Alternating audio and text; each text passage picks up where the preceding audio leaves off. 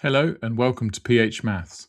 Today's explainer is the lowest common multiple, LCM for short, the smallest number that both numbers divide into. By the end of this, you'll know the prime factorization method that works on any pair of numbers, no matter how awkward. Definition: the lowest common multiple of two numbers is the smallest positive integer divisible by all the given numbers. So the lowest common multiple of 4 and 6 is 12, because 12 divides by both 4 and 6, and nothing smaller does. Sometimes called the lowest common denominator when used as a common denominator. Same idea, different name.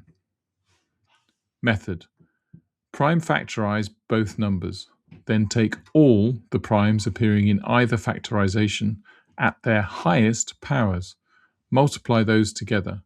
That's your lowest common multiple. So if both numbers have 2's, take the higher power of 2. If only one has a 5, the lowest common multiple still includes that 5. All primes, highest powers. That's the rule. Watch out. Don't confuse with highest common factor. Highest common factor is small and a factor. Lowest common multiple is big and a multiple.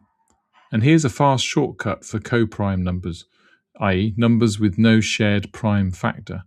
For coprime A and B, lowest common multiple equals A times B.